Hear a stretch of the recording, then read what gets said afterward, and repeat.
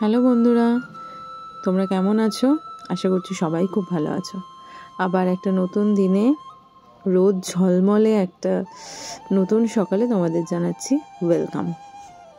এখন আমরা যাচ্ছি ঋষভের দিকে। তো শিলিগুড়ি দিয়ে এসে দার্জিলিং মোড় হয়ে আমরা এখন যাচ্ছি আপার ঋষভ। আপার ঋষভে আমাদের হোমস্টে বুক করা রয়েছে, আমরা ওখানেই যাচ্ছি। তোমরা নর্থ বেঙ্গলের ব্লগগুলো দেখছিলে। তো আমরা প্রথম দিন গিয়েছিলাম দুধিয়াতে, নেক্সট দিন গিয়েছিলাম গরুমারা ন্যাশনাল ফরেস্ট।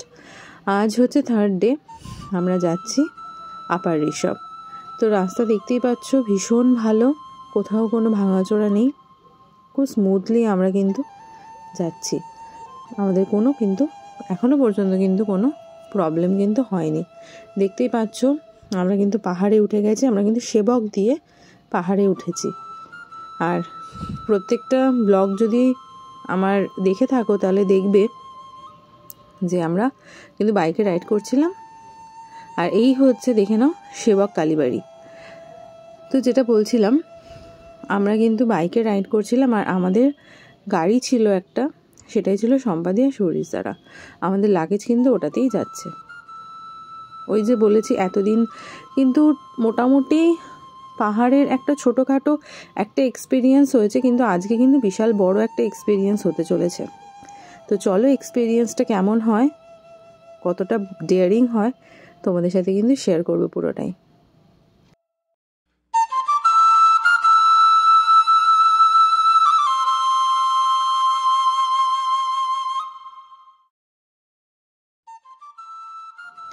আমাদের মোটামুটি কালিম্পং পৌঁছাতে দু ঘন্টা টাইম লেগেছে। দার্জিলিং মোড়ে প্রচণ্ড জ্যাম ছিল, তো ওখান থেকে আসতে কিন্তু কালিম্পং অনেকটা টাইম লেগে গেছে। তো তোমরা যারা এসছো এদিকে দেখবে দার্জিলিংয়ের দিকে একটা রোড যায় আর একটা রোড আসে কালিম্পংয়ের দিকে, ওয়েলকাম কালিম্পং বলে। তো ওইখানটায় আমার ফোনটা হাতে ছিল না, তো ওই টাইমে ভিডিওটা আমি করতে পারিনি। তো আমরা কালিম্পং ঢুকে গেছি। কালিম্পং ঢুকে তাও 1-1.5 ঘন্টা চালিয়ে ফেলেছে বাইক।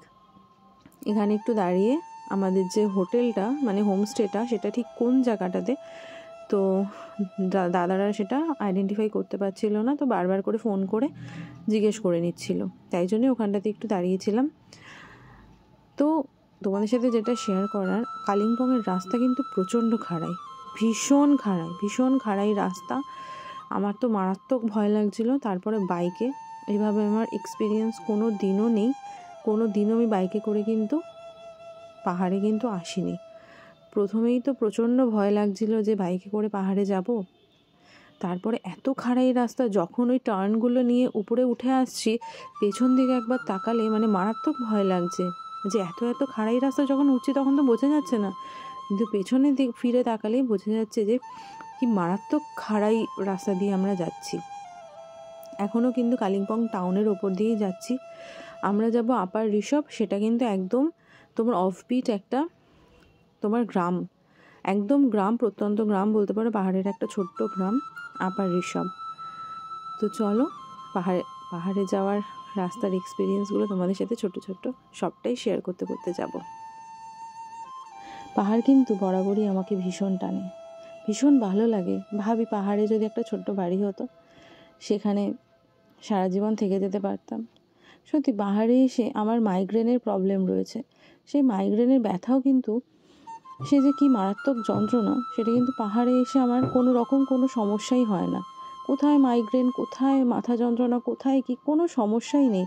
এখানকার নেচার এত পিওর, এবং এই নেচারের কাছাকাছি থাকা মানুষগুলোর স্বভাবেও তার কিন্তু প্রকাশ ঘটে। এখানকার মানুষগুলো ভীষণ ভালো, তাদের ব্যবহার, তারা কিন্তু কোনো স্বার্থ নিয়ে মেশে না। আমার এই জিনিসটা কিন্তু ভীষণ ভালো লাগে, এবং তারা মানুষদের কিন্তু ভীষণ আপন করে নেয়। আমার এই নর্থ বেঙ্গলের বেশ কিছু মানুষের সাথে পরিচিতি রয়েছে তো, এবং পরিচয় ঘটেছে, তো আমার কিন্তু ভীষণ ভালো লাগে তাদের। নিঃস্বার্থভাবে তারা কিন্তু ভালোবাসতে জানে। তো দেখা যাক আমার এই স্বপ্নটা কখনো আমি পূরণ করতে পারি কি না। পাহাড়ের কোলে একটা ছোট্ট বাড়ি।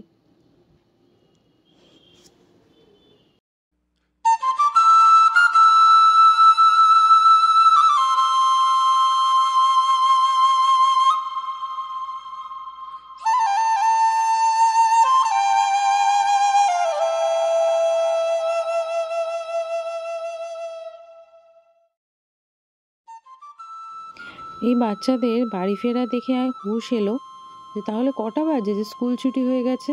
তার ম্যাডামরাও কিন্তু তাদের সাথে বাড়ি ফিরছে। তো ঘড়ি খুলে দেখছি 2:30 বেজে গেছে। আমরা তখনও কিন্তু ঋষভ পৌঁছতে পারিনি। আসলে আমাদের যাওয়ার কথা ছিল গরুবাথান হয়ে, মানে ওই দিক দিয়ে গেলে ঠিক রুটটা হতো, ওখান থেকে কিন্তু কাছে হতো আবার ঋষভ। আমরা কালিম্পং হয়ে ঘুরে যাচ্ছি বলে আমাদের কিন্তু অনেকটা বেশি টাইম লেগে গেল। তো যাই হোক, চলে এসছি, আমাদেরই ভুল হয়েছে, আমাদের জানা ছিল না, পরে জানতে পেরেছি। তো ফেরার পথটা গরুবাথান হয়েই নামবো। তো চলো, একটু বেশি টাইম হলেও পাহাড়ের রাস্তায় কিন্তু টাইম কাটাতে বেশ লাগছে। পাহাড়, উঁচু উঁচু গাছ, সমস্তটা দেখতে দেখতে কিন্তু বেশ ভালোই সময়টা কাটছে, বোর হচ্ছি না একটুও। আর তোমাদের সাথেও কিন্তু শেয়ার করে নিতে পারছি বলে আরও এক্সট্রা পাওনা হচ্ছে সেটা।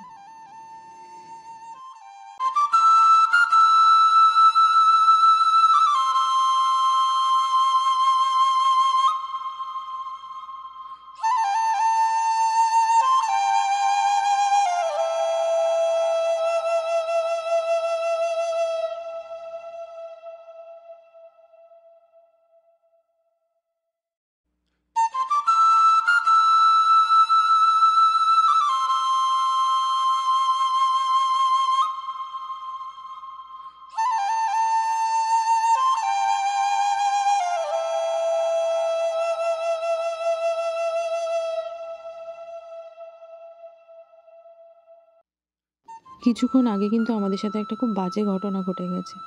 তোমাদের সাথে পুরোটা শেয়ার করব নেক্সট ভিডিওতে। এই ভিডিওতে আর বিশেষভাবে খুলে কিছু বললাম না, তবে একটা কথাই বলবো যে খুব বাজেভাবে একটা অ্যাক্সিডেন্ট হতে পারতো। তো সেটা ঠাকুরের ইচ্ছায় কিন্তু ঘটেনি।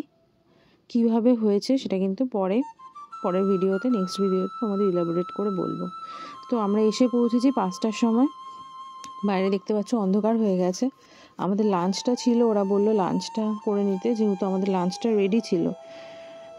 তো লাঞ্চে আমাদের ছিল ভাত ছিল, আলু ভাজা ছিল, ঝুড়ো ঝুড়ো আলু ভাজা, ডাল ছিল, একটা সবজি ছিল, পটল আলুর তরকারি, আর ডিম কষা ছিল। তো আমরা হাত পা ধুয়ে একটু ফ্রেশ হয়ে লাঞ্চটা কিন্তু করে নিচ্ছি। লাঞ্চ আর নেই, বিকেল হয়ে গেছে, প্রায় সন্ধেই নেমে এসছে।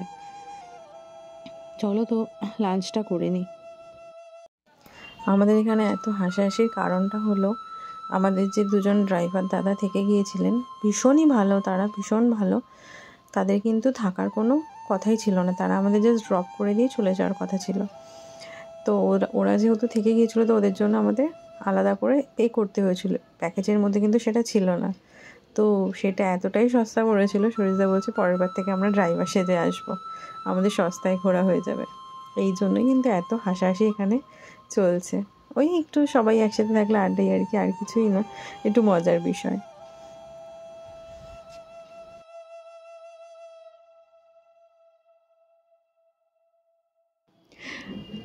লাঞ্চের পরে কফি পকোড়া দেখে ভাবছো যে একদম কি পরপরই খেয়ে নিয়েছি? না, লাঞ্চের পরে ওই 7:30 নাগাদ আমাদের কফি আর পকোড়া দিয়ে গিয়েছিল। তো ওরা বললো, তোমরা যারা পাহাড়ে এসছো বা জানো যে পাহাড়ে এরা কিন্তু ডিনারটা খুব তাড়াতাড়ি সার্ভ করে।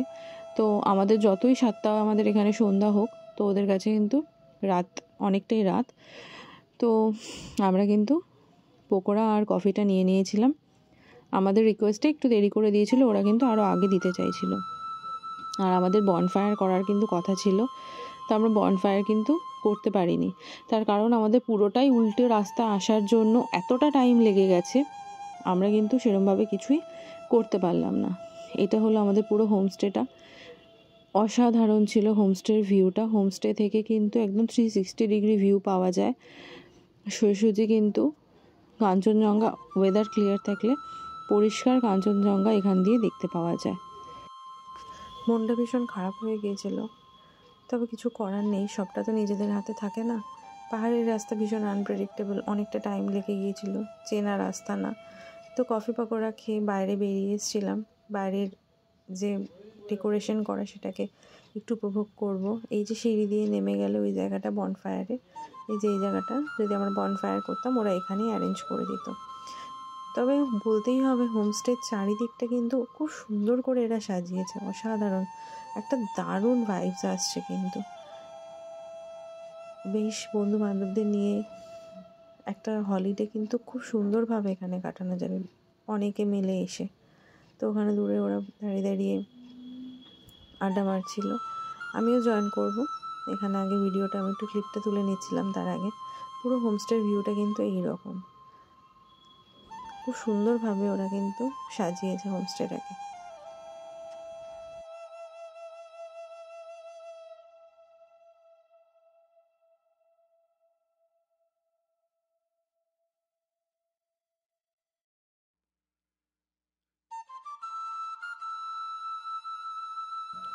আমাদের এখানে জানুয়ারি মাসে যেরকম কনকনে ঠান্ডা, ওদের অক্টোবর মাসে কিন্তু এখানে বেশ ঠান্ডা পড়ে গেছে, কনকনে ঠান্ডা।